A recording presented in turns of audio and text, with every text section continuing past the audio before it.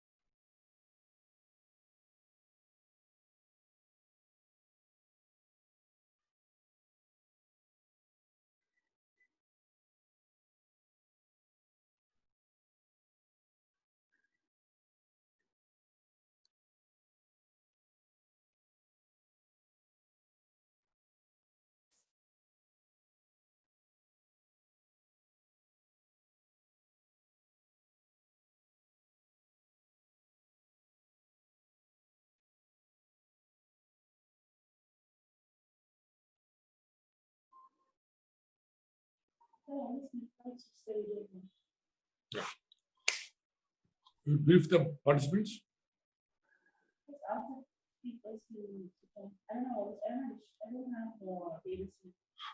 Tejaswini, your video is off. Could you please switch it on?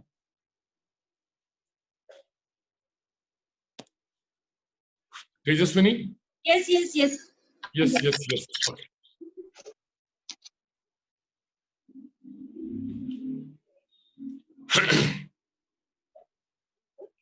Okay. Okay, we are rolling. Okay. We are recording this program and you can share it with your friends later. Okay. Yeah. Hi everyone. Just to make it easier for you to view the show, it's better if you switch to speaker view. Okay. What you can do is switch to speaker view. Only the speakers will be visible to you because I have muted all the non-speakers from my end, so you won't have an issue with them cutting in between. So better if you switch to speaker view. And another thing is, please don't unmute yourselves in the middle of the show. Okay, if you have any questions, you can send it to us via the chat. So if in case you're unfamiliar, just hover around over your screen. You will see the chat option down there. Click on it and you can send us whatever questions you have, whatever issues that you're facing, and we'll address them. Also watch the chat for a lot of information coming in. Whatever the speakers are going to talk, I'm going to be adding some highlights of them on the chat. So in case you need something because of the discussion, you can catch it all there. All right, so we are ready to start. And over to Mr. Bala. Okay, guys. Welcome to our next episode from Hoopsters. Today's subject is single parents and lockdown conversations. Let me tell you a bit about Hoopsters. Hoopsters is what we call the League of Action Heroes. We are trying to build a community of change catalysts and people with community ownership. And we have three sections in them. We got something called the Parents League, which is for the parents. We got something for children called Hoopla Club, which is the Children's League. And we got something exclusive schools called the Campus A+. Our whole idea is, can we create a support system for people out there who need us, who need these, inspirations, need ideas to bring about a change in their personal lives. So Hoopsters is all about helping an individual to bring about a change around his life. It could be as an individual, it could be in the immediate environment, or it could be in a society at large. So the whole, I'm a filmmaker, and in my journey as a filmmaker and especially a documentary filmmaker, I realized there are people doing some wonderful stuff. And these are people who are, actually contributing to the society in a small little way. And we said, okay, there's possibly a child out there who's helping the mom in the kitchen. There's possibly another child out there helping dad to wash the car. or there are parents who have overcome various odds to bring about, the children under difficult circumstances. So we said, these are stories which I found very interesting. And I said, can we create a platform where we let people share these stories? So somewhere it might inspire somebody else. So that's the whole concept of Hoopsters, So it is a platform for people. Now, coming to today's event, it's called Lockdown Conversation. So where did it come from? It came from us hearing stories, people talking all around us about, taking time off to introspect, retrospect, and stuff like that. So we said, why not we look at a section of people, okay, who have their own stories, which are very, very interesting.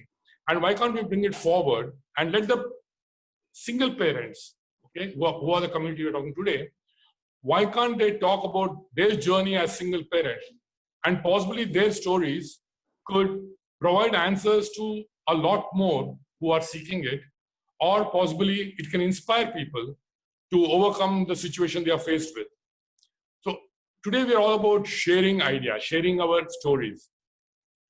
Okay, and we also got a counselor who will bring her point of view of what is happening on the ground out there. Okay, so to begin with, we got Hima Bindu, who's a single parent and a senior manager, cloud IT services. We have Sydney Murali. Sydney is supposed to be his name, whatever we call it, an IT professional, again a single parent. We got Tejaswini, who's director, Rainbow Art Preschool. And we got Vieshaka Dutta, who is director, I&D publicist, Sapient. And to join this group is Shabari Bhattacharyya, who is a counselor, and she's a senior counselor at the Green Oak Initiative, and also a program manager counselor training at Parivarthan Counselling Center. So we got people who have succeeded in their professional life, and these are people who have overcome odds of being a single parent and showed that things can be done. So what we are doing is we are actually going to be taking the journey through 3 sections. One, how did the person manage to overcome the odds as an individual, the challenges they faced, what are the challenges they faced as a parent, and the last but not the least, what are the relationships, what do the relationships look like? So we'll begin with Hima. And Hima, tell us about what was the feeling down, during the early days of being single. The highs and lows of it. You just become single, you're faced with the world. So what were your feelings and, experiences? Yeah, Who sure. will come in first? Bala, can you hear me now? Yeah, I can hear you. Great.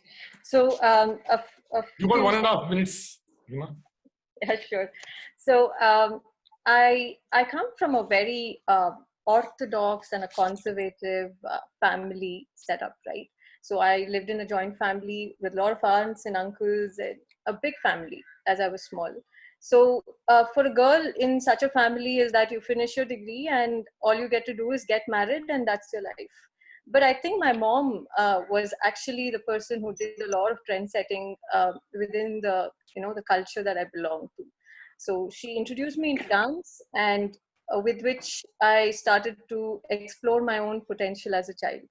I went into a job. She encouraged me as well. So today, when I get into marriage, and it could not be avoided. It's impossible for a girl to avoid marriage. So once you get into marriage, the only thing that you're left with is you need to be a little more practical to understand what is your way forward now. My dancing was out of the door 1 year after I got married because responsibilities increased. But one thing that I never gave up was my job. Job kept me grounded, and I somehow felt that I had my identity with the job in some form, and yet I could move ahead with the relationship. 5 years into marriage, I realized that things were not working out, and I had a 2-year-old son.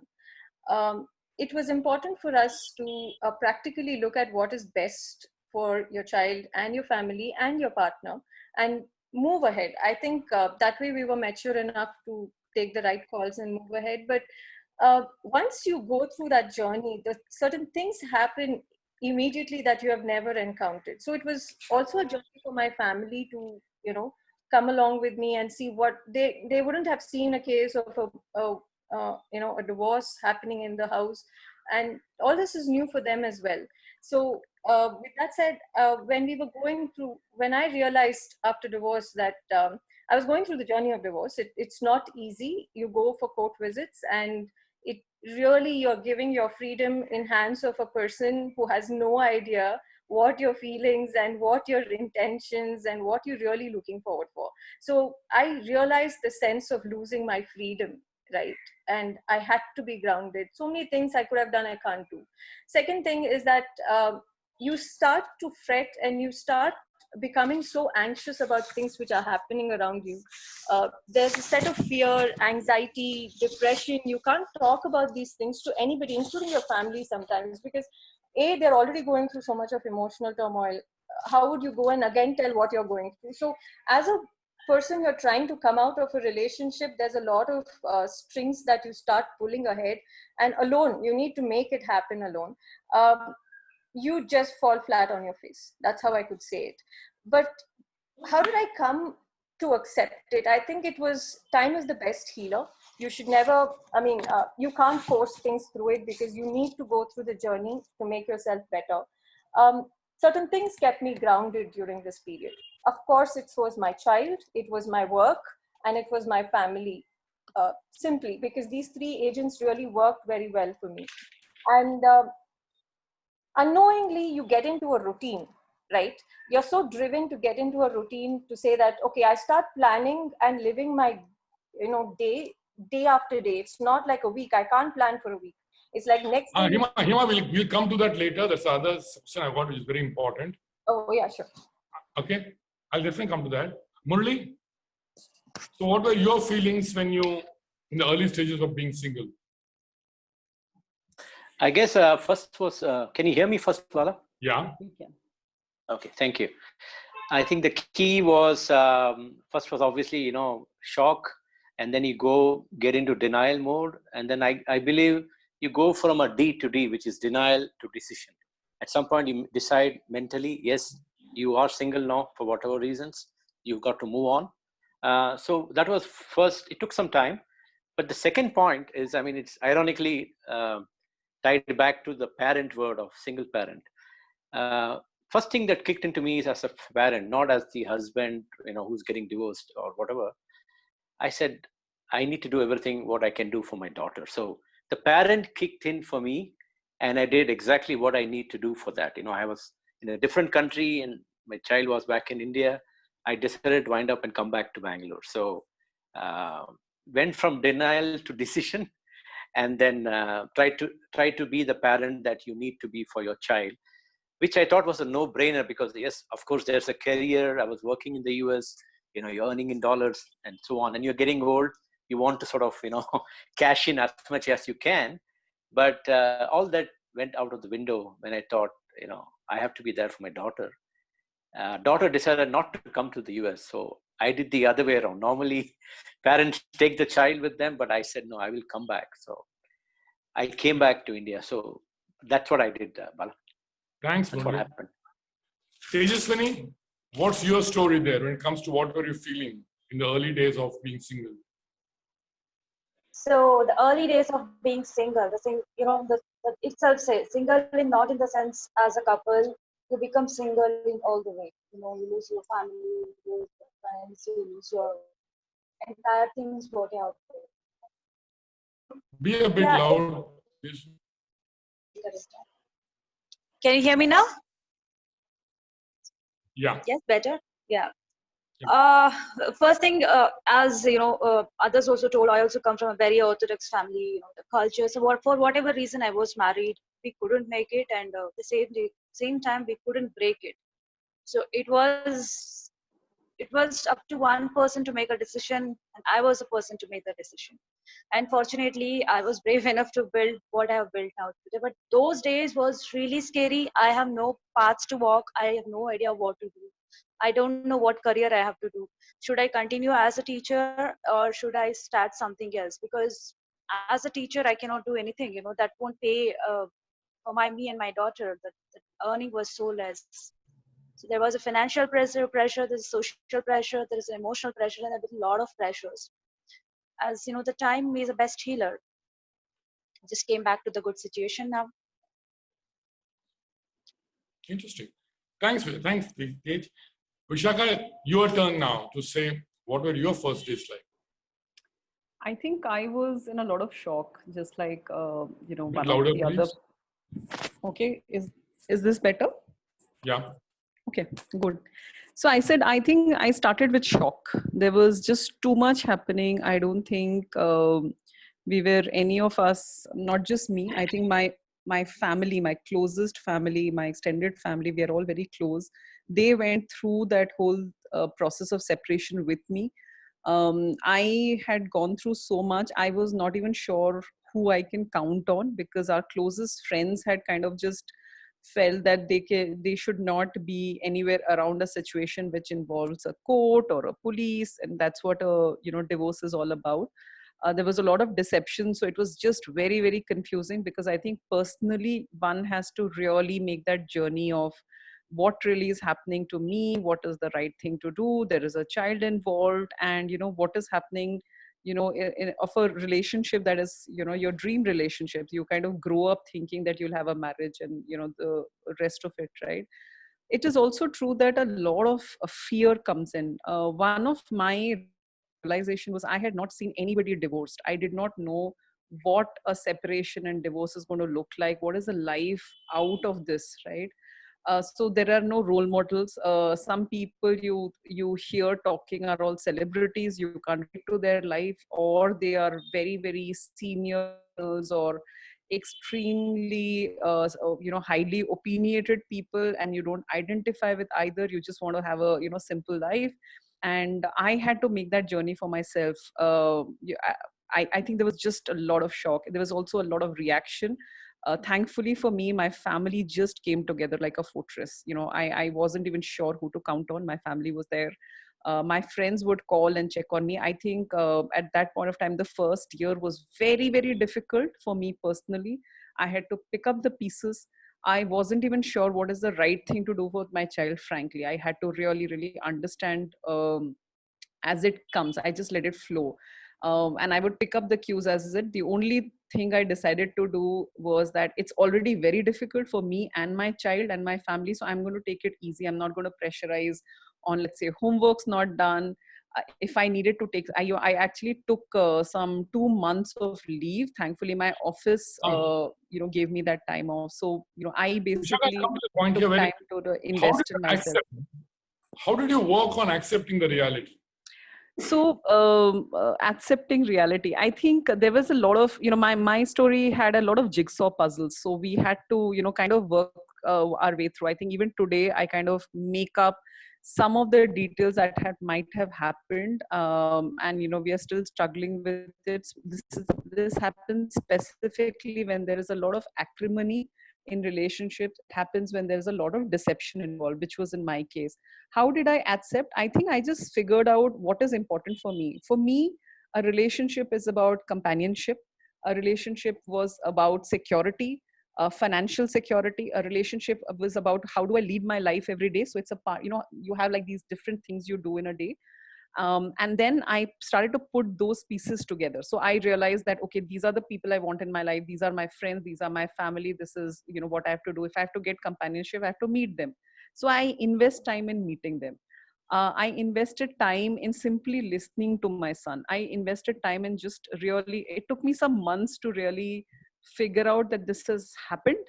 And then I'm dragged into the court, the police, the lawyers, something none of us even have any clue about how to navigate. So once you don't resist, you kind of listen to everything and you're grounded. And I had done a lot of work on mental health. So I spent 5 years actually learning a lot of counseling and therapy tools. So that really built the backbone of who I am today. I think once you listen in and also keep looking inside on how you're feeling, the acceptance starts to flow in. It is also important at this point of time not just to sit and let it all flow. Probably, like I said, pick up the pieces, financial security, get a financial advisor, companionship, get more friends, invest in time with family and friends, and the rest of it. Thanks, Vieshaka. Murali, next is yours. How did you work towards, accepting the reality? Bala, it was difficult. I would like you to tell experiences and your stories. Yeah. Yeah, it was difficult. So I think the key was I tried to be calm. I am a very positive person in life generally, so that helped. I tried to take one day at a time, Bala, because it was very difficult. There was a lot of turmoil going on. You're working in a remote country, things happening back in India. I had to keep the job going. I had to pay for the bills. You also have the emotional quotient of being away from, your daughter and so on. So it was difficult. I tried to, be positive by doing workouts. I play tennis a lot, to play a lot more tennis. I like to dance. So I did a lot of dance classes, which gave me fresh energy. That was if I can use the word crawl, walk, run concept, Bala. I use those to crawl, slowly get more confidence, walk and run. And then in that, I try to tackle each situation: financial, job, home, how to handle the divorce, which is coming up or which is happening. Luckily, it was not acrimonious, but it was shocking. How do you handle the shock? And then how do you, get into the denial, because I was supposed to be the ideal couple, perfect marriage thing. So getting out of that takes a while. So I'm trying to give a lot of personal feelings that I went through. But I hope that helps others who are listening in. Yeah, only any personal situation which you can share. Any incident, anything which is very extremely personal. I heard about the divorce. I was working in the US in California, and my wife, ex-wife, wanted to move to Australia. She said, "I'm going to move once I file in." I said, "What is the hurry? I mean, can we take some more time?" And no, I'm going to go by this month end, some X month end, which was hardly a month from then. I didn't know what to do. I have a best friend. So I made up my mind. I went and told him, "Listen, I'm going to quit this job and pack my bags, go back to India and be with my daughter." So he said, "Are you crazy?" I said, "I don't see there is anything bigger than my daughter." Again, like what Hima mentioned, I come from a very conservative Tambram family, blah, blah. So all those kick in, right? The right things to do at the right time. And you always want to be the best father or the best husband and so on, or the best son. So all those were fine. When this hits you, you are shaken up. But I must say that trying to keep things positive and we always need to have some motivation in life to move forward, even in those difficult times. My motivation was my child. And as a parent, I took those steps. So I spoke to a couple of people. They said, "No brainer, do that. But what will you do? No job." I said, "We'll figure it out. Jobs will come and go, but your daughters don't come and go." Right? I mean, so that's the personal situation. And I went on in that path. Lucky to find a job. I guess the philosophy I had was, if I'm trying to do good for people around me, some way the good comes back. Somebody gave me a job. I picked it up. Before I left the US, I joined them in the US. I moved to Bangalore, continued with them. That was good. Then I found another job. So suddenly job, which was the biggest bottleneck, went away, because again, you're still mentally busy with so many other thoughts, right? So be positive, do your best. You have to work out in any situation, even here. Things will come around. And Thanks, Murali. Hima, how did you rediscover yourself, and how did you accept the reality? I think, Bala, the way it came to me was a big shock, as everybody went through the journey. It is straightforward, no brainer. But one thing that kept me really grounded was my child and his emotional, challenges he was going through so silently that we would never even sense. In the rut of getting a divorce, in the rut of going and getting money, the child was somewhere getting lost. And I started to sense it in a matter of 2 months around, where I started feeling completely displaced, and it was important for me to reconcile. Yes, regrouping was important. I came back from office one day and just looked at my son, and he's like, all he needs was attention and time. And I realized he was so insecure about everything that's happening around him. He was just 3.5 years that time. when I was going through all this. So it was important for me to understand how can I fix that first. No house, no environment that would be friendly. Everybody in the family were agitated about what's happening. So I think the first thing I started doing was I became emotionally low. I mean, when I mean low is that I kept my emotions outside and became extremely practical. Just to as he said, as Murali said, I really want to know what I'm going to do the next day. It was so important. I had to plan day by day, and I had to start seeing how can I build an ecosystem for the child to survive when I'm not there around with him. When I go to the courts, I go to the job, I need that ecosystem functioning. The first thing I started looking at is working with my own family to make sure that my child is safe, taking care of his needs, making sure that he had a routine that would help him keep him occupied. And the construct of the ecosystem that I made was to ensure that it gave me peace of mind when I was away from him. That was what was really eating me up that time. So Nice. accepting this came in as I went through the journey with my son, right? And becoming more practical. Nice. That's interesting. Tejaswini, anything interesting you got to add? I'm here. Yeah, can you hear me now? Yeah.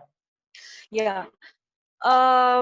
So first thing, I don't know if it relates or not, and everybody heard about it, is LGBT community.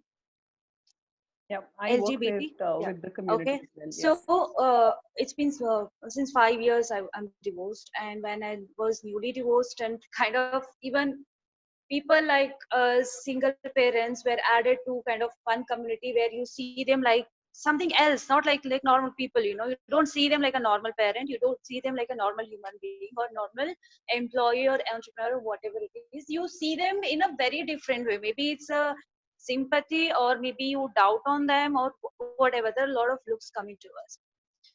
So accepting the reality was extremely difficult for me, because I was never prepared to get divorced. It was just random decision, just walking out from the home, you know, leaving everything, and it was really difficult to accept the reality.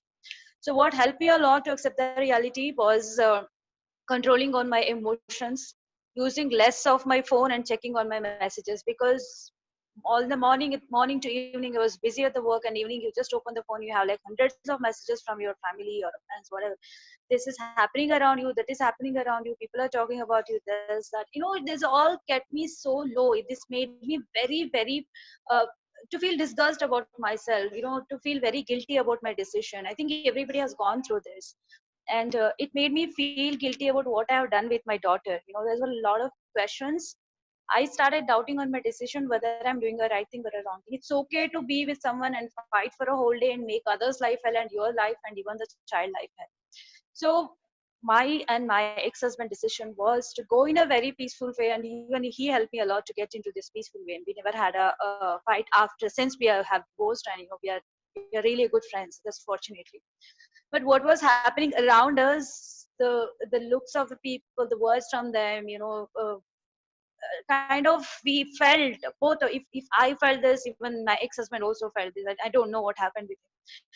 We felt like we have done something extremely wrong to the community and the family, and something we have spoiled everything.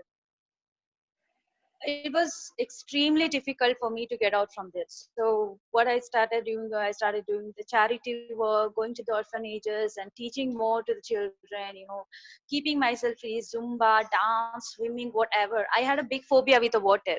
So swimming was my biggest phobia. I said, okay, kick this water today. So my biggest therapy for this, to learn swimming and, you know, just push your fears away. One by one, I started pushing my fears away, accepting myself, the saying that I have not done anything wrong, neither for me or not for my daughter or nothing for my family. So when I introduce myself, I don't scared to say that I'm a single parent. It's okay. It's okay to be single. I'm not scared to say single parent. Bala, you're mute. Okay, can you hear me now? Okay, Yeah, I'll come to the point. Tell me one toughest situation you have faced, okay, and how you managed to overcome it during a as a social parent. interaction. You know, Okay. one incident in your during your social interactions, which was really, really tough to handle, and how you handle it. The reason I'm asking you is that single parents are still not accepted in the society today. The society still Yes, looks at them definitely, differently. Okay. So I'm sure when you go to a party or go meet friends or in a family gathering or whatever, there are issues you face, the way people look at you or talk to you, etc. Can you guys, in 30 seconds, tell me an incident which happened and how you overcame it? You can start yourself. 30 seconds. Let's go. Okay, this is very funny if I say that when we go for the parties. A few people feel insecure being around, like maybe the wives feels insecure because I have experienced it. Oh, she's single, she's beautiful, or might be a problem for us.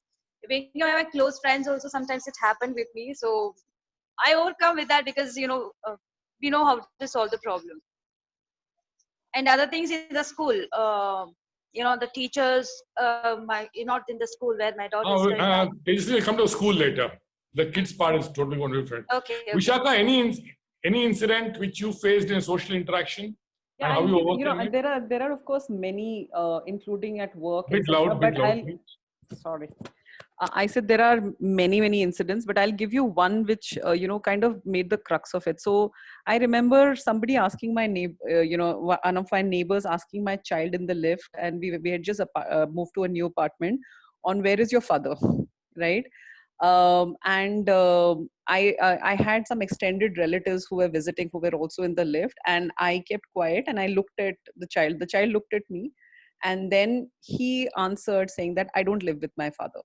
Whereas, the once we were down the lift, my extended family told the child, why don't you say he's traveling? And somebody else gave some other suggestion. So I've had to deal with this. I've never prompted my child to say something that is not true, or something, I've always let the child say what is more comfortable for the child. Because the moment you try to cover up, it seems as if it's wrong.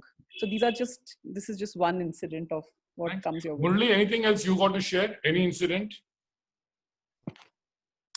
So I was recently in a Bengali building get together, and people are dressed up, and normally we take a lot of photographs. So I found one group of my good friends, giving me the camera and asking me to take the photograph of all of them. All of them are couples, except me, of course. I did one, I did two, three, then the fourth one, I realized what was going on, right? Because you're a single parent now. So I realized, and then I said, guys, listen, what about me in the photograph? This is because I'm single, you don't want me there. I told it in a very, joking manner, And then I gave the camera to the person and I just smiled and walked away. So I think they got the picture. Somebody messaged me afterwards, or we shouldn't have done that. But, there's a way to handle it. It will come to you, but you'll have to be positive and move forward and be practical. Thanks. Hima? Okay, this was a very 30 seconds. Yeah, so this happens when you get into wedding situation, right? So you're already divorced, you're single, and you have a child, and mom is thinking, should I ask her to come or not? Will she be comfortable to come? Because it's my new wedding invitation that was given. So I walk inside a wedding, and mom is nervous how she's going to manage it. I walk in confidently with my kid. Everybody did see, and of course there was groups who really kind of gossip, saying, oh, she's the one, she's the one. You can see people are literally pointing fingers and nodding their heads. But that's when family steps in. The relatives who had actually invited us, the whole family comes together to me saying that come in, and they kind of welcomed me really well. Then I realized, I think it's the limitations in my head that was holding me back and keeping me actually very nervous. It was on my face. There are people who are okay with it and they do accept you. And when they did, there was a small confidence for me to say, yes, I am getting separated. And that day when I really accepted it in front of my mom and telling my relatives, yes, this has happened, I never felt sorry about it after that. So I think this particular situation really changed me. That few seconds snapped me out saying, it's time, you accept and move on. This situation is still there in my head, how people really responded on that incident when I worked it. Thanks, Hima. Shabari, you come into picture now. I want to ask you a question. What is the real scene out there? And what is the scene out there in terms of the number of cases of single parenting increasing? What do they go through? Why do they come to you? So 2 minutes? I think the numbers are definitely increasing. But Louder, please. can you hear me?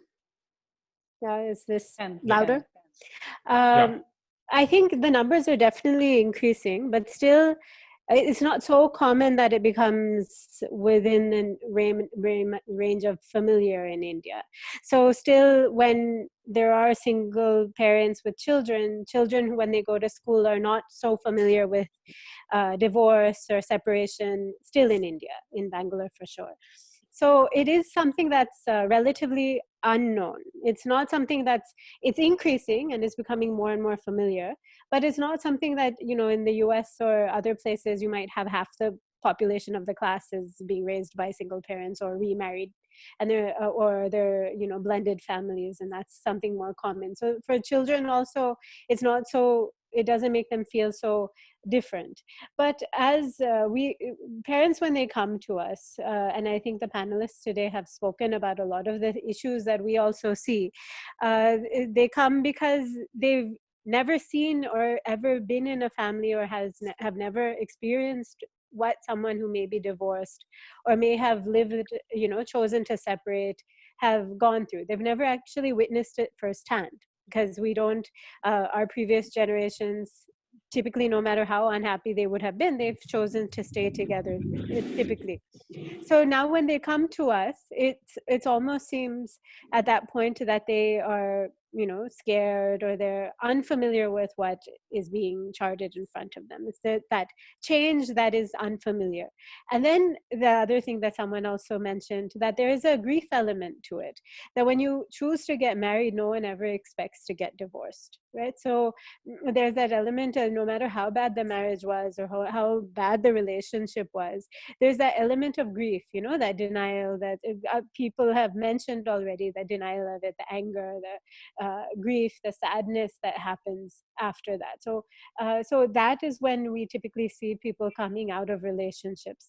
Now, the other thing, that because they've never experienced what it is like to successfully go through a divorce or to live through a divorce, the idea of what their lives might be as they go forward isn't so, first, they can't visualize it, and second, that belief that it can be better in the future, or that they will get through this and be able to support their child through this, is something that they can't always envision. So often we ask parents to help their children get into counseling sometimes, but one of the biggest things that to keep in mind at that time is we help parents understand that they need to speak to their children. And I think the panelists in this group have all done that they've been honest with them, that they've let them know that it isn't the child's fault that the divorce is happening, that is something that's out of it's not something that sometimes two adults choose to separate or to divorce, and it has nothing to do with what the child, because the child's tendency is to blame themselves sometimes, or not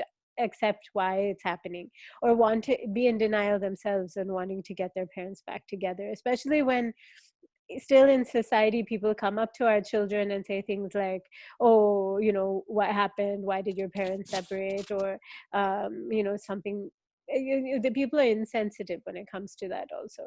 So it's something that as parents, when we see them, we help try to have that conversation, because ultimately the parents are the child's first go-to and the only person who can really be there as a support for the child. Of course, extended family, that's another thing. And I'm really happy to hear that some of you have said that extended family has been there for you and that family has been a support.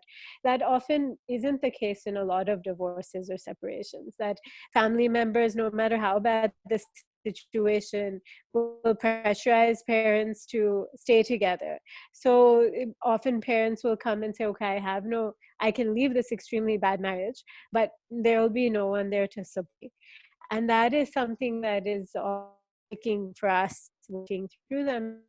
They often don't have, if they don't financial support, if there's no financial then how does someone take that step? So complicated, pretty much what we see. Does that answer the question?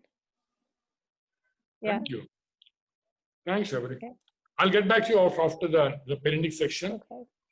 Because, I want the participants to understand one thing. The reason we are asking people to tell the stories is that you got to realize that the situations you go through is not unique to yourself.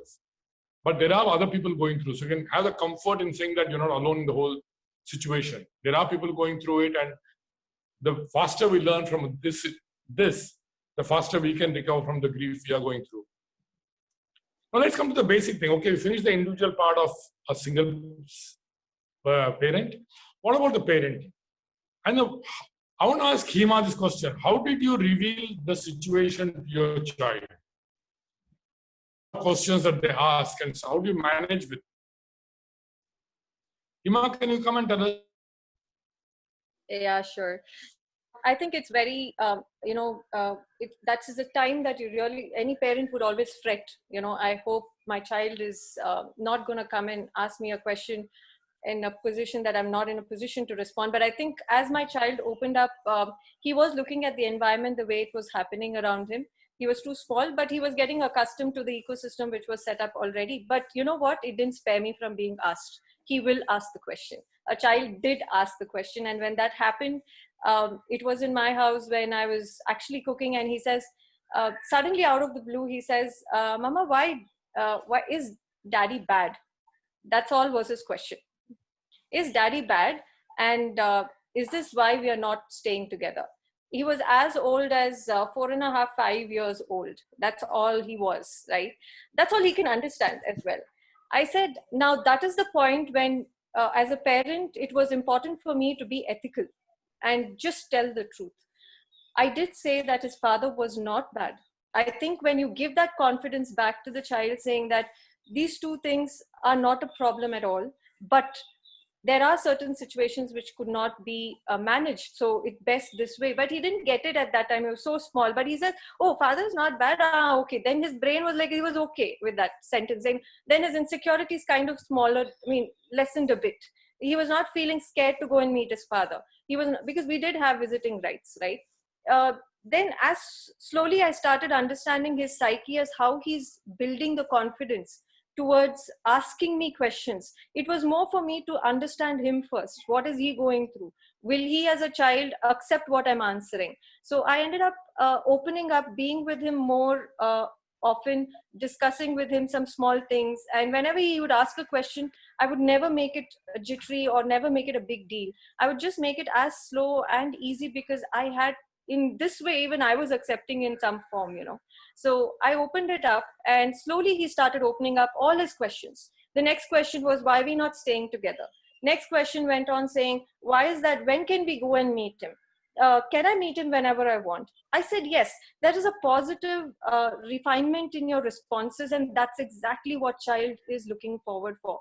And when I opened it up, comforting him with the right answers and ethical answers was important. I think that helped me through the journey. And today, I think building on his confidence was so key. Second, I think everybody as parents should also understand putting a child into a skill, giving him a vision that he gets to focus on. All these small teetering things will obviously fade off, because they'll be so driven to achieve what they want to see. And they would understand eventually. These are millennial kids, right? It's not our generation anymore. These are millennial kids. They can really solve your problems. And that's what I started learning when I was starting to talk to my son, and this association grew a very tight friendship bond eventually, Bala. That's how I would say. Thanks, Hima. Murali, got any other viewpoint of how you revealed the situation child? My daughter was already in her teens when this was going to happen. So she was pretty cool about it. As Hima mentioned, these kids are smart. They think they know everything, right? As kids come to teens, teens are the age when they know everything, but they can't do everything. So she was cool. I only told her that at any time, and very open with her, you need mom, just go. If my thinking is, I am not going to deny her a motherly visits, rights, whatever you call it, because mom is still important for the child. There's nothing stopping her at any time. She got it. There was no acrimony. I have a feeling that she decided to stay back with me for some reason, even though she misses mom. She was that mature. I don't know whether I could have done that. So yeah, I think kids today, if you're open, honest, and simple with them, tell them 1, 2, 3. Don't complicate it into one message. They will get it. Bala? Thank you. Thanks. Vieshaka, did you face any embarrassing questions from your child, which you had difficulty in answering? I had a lot of not just embarrassing questions. I had Mike. sorry. I had a lot of not just embarrassing but difficult questions and situations also, because like I said, mine is a particularly difficult case. There was so much of deception that it is just one word against the other. So for me, I stood by two, three things that felt right to me. So for one, I did not mince facts. I had to tell him that there were certain family rules that were broken. There are certain issues with how we are behaving. There is a reasonable, decent behavior at home that we all have to do, and otherwise it's not. Your I audio's also gone. was very. Vishaka, be louder. Your Can you audio's hear low. me now? Yeah. Can you hear me now? Okay, sorry. So I also had to say that I was also very vulnerable. So I said, I don't know what is right or wrong, but this is what feels right for me now. And hence, if you have different options, we will always talk. So the option for dialogue and to talk was always open. But please remember, and you will have these cases in the audience also, that the deception will be and the manipulation will be for the child and you. So while you're going through this, the child is hearing different versions. I think what happens is, if you're able to stand up to your version and stay with it, because this is also a very, very important thing in especially Give us an cases. example, Vishaka. Can you give us an example? Yeah, so I was actually asked, I had to break it down to a 6-year-old what had happened. And I said, these are rules that these were family rules that were broken. I actually had to explain violence that I had gone through in some terms. And there was always this, okay, fine, but why I don't want you to divorce him.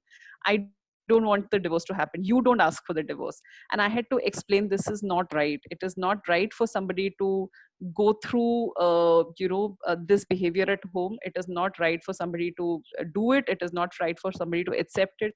It is not right for children to be in this behavior. There were also questions, when he would break down and he would say, these people have both their parents, I don't.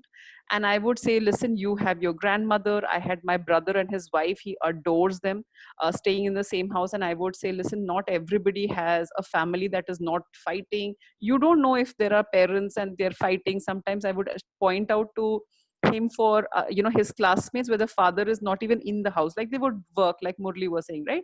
So I would say, see, it is not, don't have this picture that there's papa and mama and everything is exactly like a photograph, because you have your your dad, you go visit your this thing, and you have a happy time with both. So I would have to present some of these stories. Very difficult, challenging, and very real. Thanks. Tejaswini, you have anything to say? Tejaswini. Yeah. Hello. Can you hear me? You are a smart daughter. I'm sure she asked you some questions. Oh, not funny questions. That questions gave me nightmares. So initially, she didn't ask me any questions. She was just 3 years when I left home. Till 5-6 years, she was quiet. She was just enjoying the situation because she had 2 birthdays, 2 gifts, 2 homes, everything like a double. Yeah. So she was feeling good initially. And what I noticed with her is like she was not ready to talk to me in front of her dad. Maybe she's scared or something. If I call, she won't respond. And the same thing she was doing with me when her dad calls. She doesn't want to talk to him when I'm there. Like, kind of fear she had. Yeah. So I asked her one day, what happened? Why you're scared to talk to me when you're at dad home? She said, nothing, it's nothing. And when she was doing the same thing with me in my home, I told her, what's wrong? You can talk to your dad. You have your room. You can go and talk. She told me, Mama, I know that you both hate each other, but you pretend like you don't hate each other. That's the reason I don't want to talk, because I know you both hate each other. So the hate word, I really don't wanted my daughter to use it, because we never hated each other. So it's a time where we couldn't spend our life together. So we just separated. So I don't wanted her to have this in her head, thinking that, okay, Mama, Papa hate each other. And slowly she also started asking questions like, when I grow up, with whom I should be, what happens if I say I don't want to go to papa, what happens if I say I want to go to mama, can I go to court directly and say the judge I want to do this when I grow up. I mean, like, she was so young, and to break the questions, to make it to the child level and tell her, it was really, really difficult for me. And there was one period she was asking me, I want to have a sister. So she she was about 5 years, I think. She said, everybody have a sibling, you didn't give me a sibling, I want a sibling, you try for a sibling. So there were a lot of questions. It's funny sometimes. It's there are no answers. Maybe it's difficult to find answers sometimes, and now it's easy for me. So now she'll find her answers by herself. Perfect. Thanks, Teja. Shabari, coming to this, as to, are there any easy tips to ease a child into these situations? Well, it's not an easy situation. So, but in rule of thumb, be as honest as possible. That would be something that I would advocate for. And I know it's difficult when it's a very difficult divorce, or if it's a very difficult separation, when there's been lying or infidelity, violence. That, keeping your own feelings, recognizing your own feelings, but realizing that the child's feelings will be different from your own. And because the child loves the other parent, usually, or unless there's been a lot of domestic violence that the child has witnessed, the child will have very strong feelings for the other parent anyway, regardless of the situation. So as the spouse who's divorcing, there may be a lot more anger, there may be a lot more tension, anxiety, but to realize that anger is yours and not the child's, and to expect the child to feel the same amount of anger towards their other parent often causes a lot of difficulty in that child, because the child loves the other parent, and that never stops. So, and that's one of the things we often tell parents when they're deciding to split. And so if I'm working with a couple who's planning on divorcing or splitting, that's one thing that you can split up from each other, but you can never split up from being co-parents for this child. And so that's something to keep in mind, that as things, so that initial stage, and as we know, the divorcing process is quite challenging. If it's not a mutual a consent divorce, then it can take years, it can be very ugly. And to help the child understand that what is happening in very practical and very concise terms. Again, it depends on the age of the child. So if the child is very young, if the child is 3, then what the child is able to understand, even if they use all the appropriate language, is different from what it sounds like the child understands to what he actually understands. So keeping the language very simple. Whereas a teenager, still, it seems like they understand everything. And especially nowadays with millennials, and I don't even know if teenagers nowadays are millennials, they're even further on than that. They use language in a way that shocks us, and we think they understand everything. So one of the things with teenagers to be careful of is over confiding or over treating that teenager like that teenager is an adult, because the teenager definitely is still not an adult, and their brain has not developed to the point that they can fully understand adult feelings. It's great that everyone on the panel has talked about how is their decision as an adult, and that the child was not involved in, because children have opinions about this whole process, that they think either you should stay together, or some children are very clear nowadays that we don't want to see you fighting, we'd rather you divorce. So in some, realizing that it's the adult's decision in the whole decision-making process, that the child is just, it's someone that needs to be taken care of by both adults in the picture. So those are the things we typically tell parents when they're in this process. And then financially coming to some sort of agreement, that often is something that we have to look at, and understanding where is the money going to come from.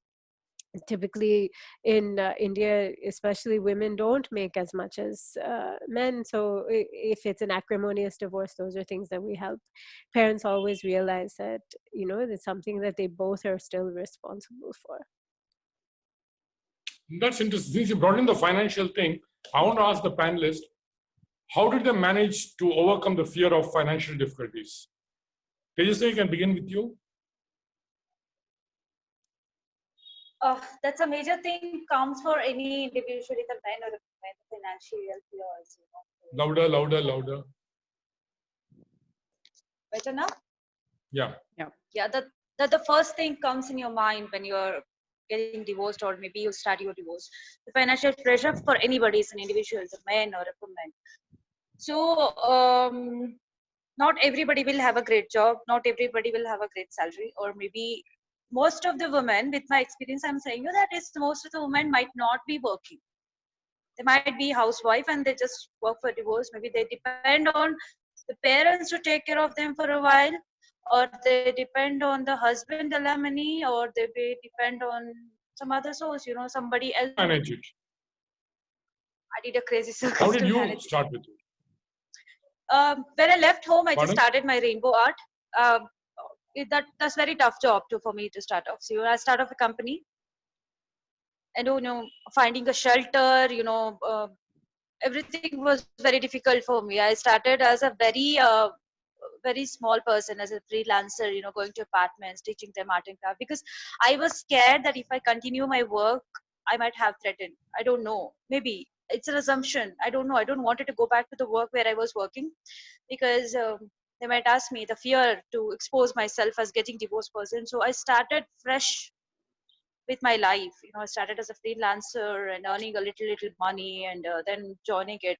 I never know what is business. I never knew what is to be, how to take a financial pressure. I never knew it, because I was always dependent on my husband money. He was taking care of everything, and I had no much responsibility other than spending what comes in my account or in my hand. So step by step, everybody will build, and maximum people will face it. Some might look forward to get some alimony, or maybe some might wait. Vieshaka, how did you manage it? See, my mantra to most of these questions, and we are getting a lot of questions also on the chat box that I was trying to answer, is to get support in, wherever you don't have the answers, please go find experts, go look for those reasons. So I first started with a financial advisor, on a support group. The financial advisor is practically my reason for being secure and having gone through it. I also need to mention that I didn't have a job for a year, just 1 year after my separation. And financial, stuff, like most of the others maybe, was also very big on my mind. How am I going to survive? I don't wanted to get into a situation where I had to ask for things, etc. Right? And when you don't have a job and you're cutting back stuff, and then you have an acrimonious divorce, your children are going to also, my son would sometimes say, oh, you don't have money, we can't do this. It really hurts. But I think the discipline of investing, to get one, invest the time to find a financial support. Third is, I think you just have to continuously upskill. Whatever you feel good doing, whatever you feel good learning, we have to continuously learn. All of us are growing older, not younger. And the jobs that we are doing, everything else, there is so much of change going on at the workplace. We have to learn new skills. We have to continuously look at effort, even volunteering. I think my current job also came up for one volunteering, that activity that I did, and which opened up a huge network for me, and the rest of it that comes with it. Never compromise with balancing your work along with your life. Remember to invest back in yourself, and of course the discipline of financial planning. You just have to continuously invest. Thanks, Vieshaka. If you're talking about the community, that's exactly what we are trying to build. And what the future requires is our communities. Because unless we have communities which support each other, the issues are going to be really bad to handle alone. Murali, did you have financial issues? And are you managing it?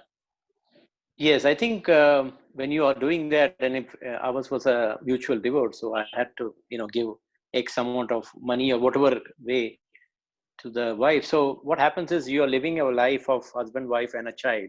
Suddenly that gets broken financially. That hits you. So I was actually in a very blurred state, if I may use that word, because you're going through things, you can feel that it's like a trance, but then you still had to do. my conscience always said, Bala, that, my wife has been a good mother and good wife, for whatever reason, she's moving on. When I go to sleep in the night, I should be able to sleep peacefully. So whatever she requires financially, I thought I should give, and I did that. So it was difficult. It is still difficult, but then you have to sacrifice, because this is a relationship which is ending. It's like dying. I'm sure there are a lot of single parents here who are also widowed, unfortunately, right? This is a similar case. Divorce is also a relationship which is ending or dying. You need to grieve. We did that. We come out. There is a cost to pay for it in this case. You do that and then you move on. So yes, many people think it is maybe probably easier for the bigger income earner in the house. It is not. It is even more difficult. As long as you can handle it gracefully, which is what I tried my best to do.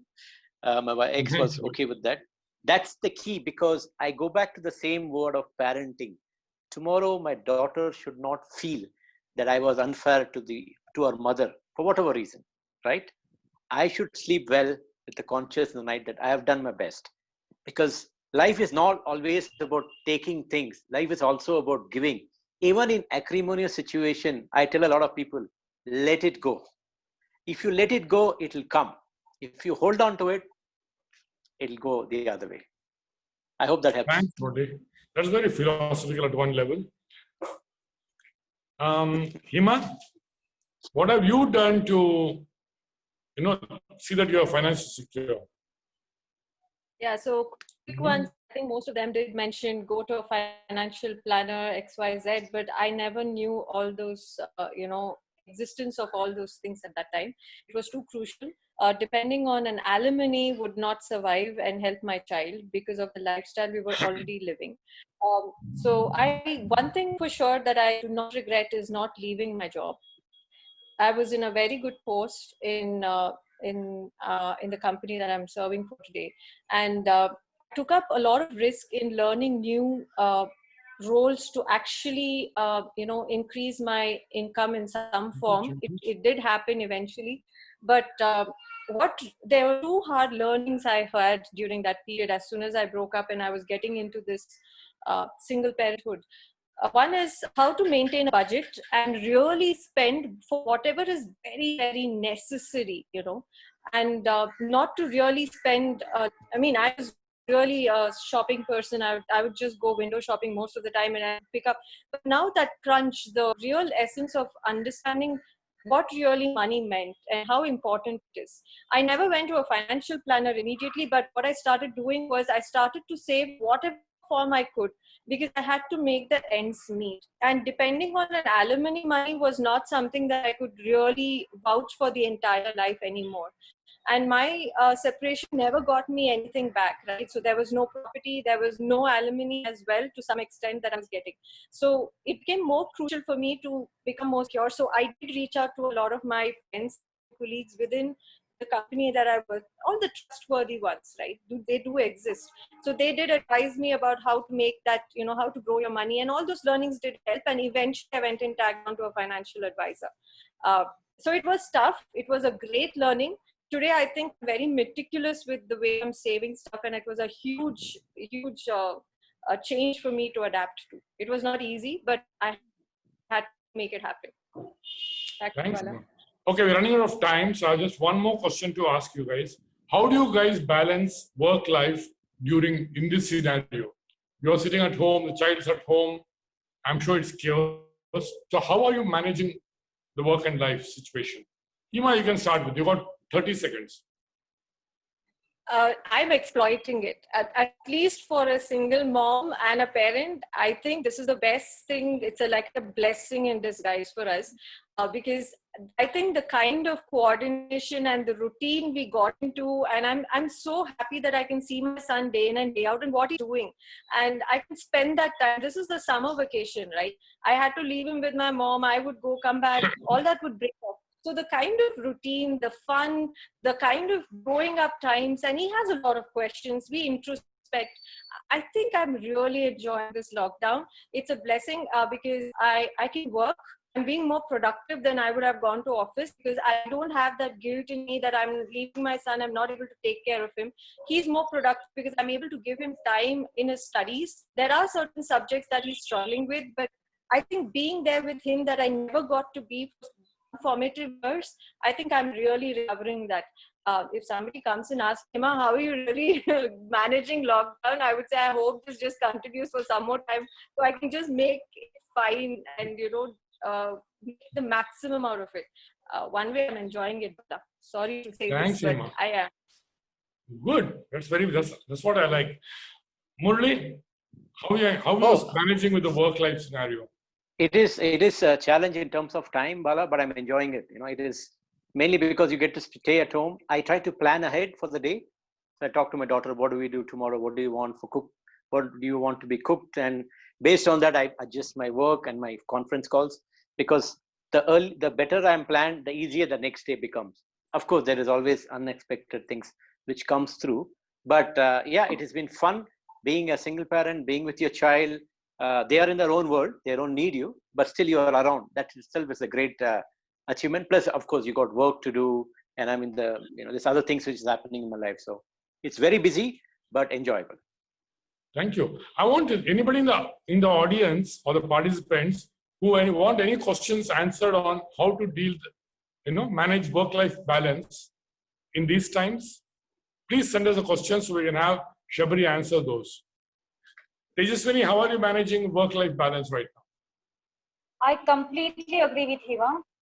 I'm really enjoying it. All the time, what we wanted, me and my daughter, to just spend time together. She told me many times, Mama, I want 24 hours with you, with no phone calls, no work, nothing, completely with me. Yeah, I can say that really a good thing happened for us, staying at home as a working mother and a single parent. Because as soon as you come back from work, you're tired, frustrated, you just want to eat and sleep. There were like less talking happening between me and her. I really didn't know what actually she knows. She doesn't know what she likes.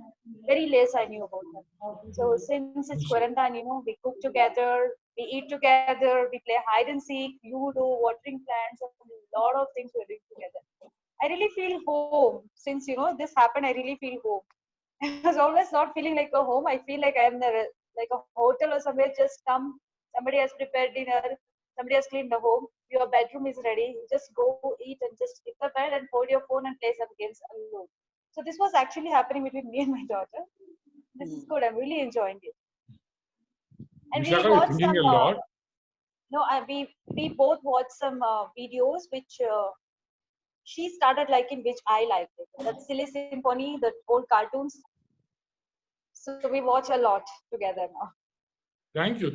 All of us are enjoying your holidays. Vieshaka, you seem to be thinking a lot. So what did you come up with? I was I think I have a slightly different experience to share from most, and this also has been a A bit different louder, please. because my son was with my ex-husband, and then the lockdown happened. So I was I was having a terrible time because I was missing him. We don't have too much access, and hence I had to kind of reconcile with that. And this is also something that happens to single parents, right? Especially when you don't have a mutually worked out divorce yet.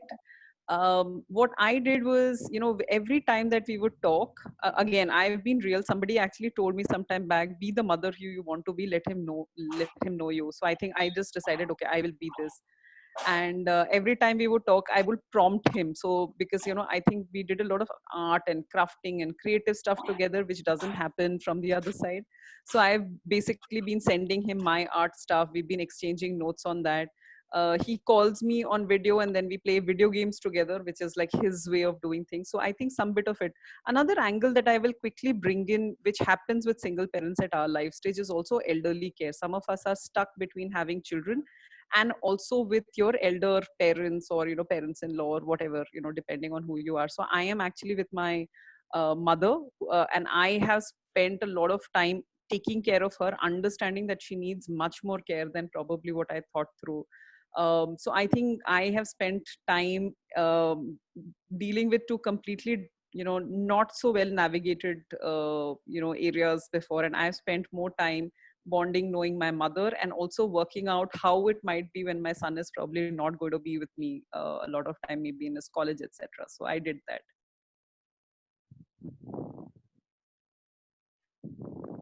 You're on Bala, mute. can't hear you. You're on mute. Yeah. Now, Shabari, I want to come to the last question of the day. We got somebody wrote to us saying that as a single parent, you don so many hats. And she felt very overwhelmed with the whole situation, with no support system and wearing all these hats. Do you have any tips for how to handle these situations? And what would you tell her? Yeah.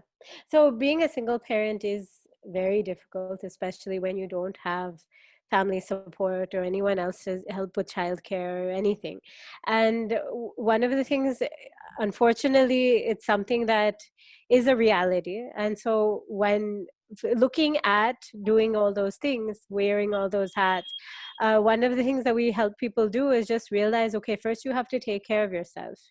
And at some point realizing that you can't and as a parent you have this, especially if you're the primary caregiver of a child, you have this expectation that everything should be perfect, that the child shouldn't miss anything, that that you shouldn't have to rely on other people, and to realize that to get as much help as you can, to realize that you need to take time out for yourself as well, to make sure that within the day you have to say, okay, even if it's 15 minutes, I'm going to take this time on myself and just make sure that I take care of myself.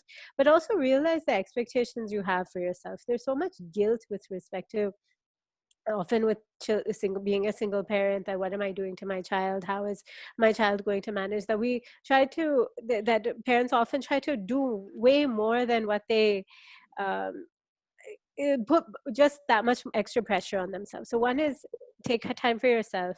One is look at those expectations that you're putting on yourself and realize that you are human, and the child needs to know that you love the child. Now, how much time you can spend with that child, how much time talking, how much time playing, how much time you're going to be cooking preparing all the meals, these are things that you can delegate or step back from.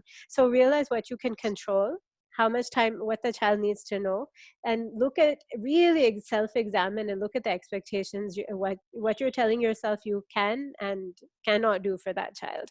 And ultimately that child needs to know that you are healthy, that you are mentally okay, and that you are there and you love that child. So after that, everything else can be delegated, or you can ask for help or be able to. But when the problem happens is when you feel that you should be able to do more, or that you should have to step in and do way more than is humanly possible. We're all human beings here, and that is basically what the expectations we should have for ourselves. Thanks, Shabari. Hey, thank you guys. At least I enjoyed it. I hope you guys enjoyed it. Bala, there's so much. Yeah, sure. Just 20 seconds. I just want to add another point. Being a single parent to me is like a rebirth. If you have gone through the trauma, the pain, the sorrow, and then you become single, and then you move forward financially, any aspect, parent, expectation from the child, how do you handle each? If you have gone through this, unfortunately, I use the word, you can achieve anything in life. That's my belief, because it's a complete down and then you're trying to come up again. If you're going through, many of us are going through, some have already gone through, some are in the process of starting that so-called journey, you can achieve anything in life. So that's the message I want to leave behind. That's wonderful. That's wonderful. I like your positivity. It's something which keeps all of us going. Thank you, guys. There's so much to talk about, but we are running out of time. But what I really want is, we are building this community for single parents. Okay, it's a whole ecosystem we are trying to build in. And it'd be wonderful if you guys, help us with it, tell us what to do, how to go about it, be part of it. And I think together we can build this community, because this is the single parents are only going to grow in the future. They're going to require a lot of support, a lot of help, a lot of advice, and it would be wonderful if we can build something as a support system for them. We have taken a first step from Hoopsters, and we have started building it. We have a lot of activities coming up, getting them engaged. We are trying our best. So it'd be nice to have you guys as part of it. And do tell us what you want and how we can go about it. Thank you, everybody. We got something, we missed out on two main aspects today on relationships and mental health. but we need to have a separate program on that, which we will be conducting very shortly. Okay. Thank you, guys. Have a nice evening. And yeah, let's keep in touch. Happy Mother's Day to everybody. Happy Mother's Day, all lovely moms. Happy Let's keep in touch and let's do something, which Sure. makes you all happy. Thanks, Tejaswini. Thank you. Thanks, Vieshaka. Thanks, Hima. Thanks, Shabari. Did I miss out anybody? Thanks, Murali. Okay. Yeah. Thank you, guys. Thank you. Thanks, Bala. Cheers. Thanks a lot. Thank you. Bye. And all the participants, thanks for being around.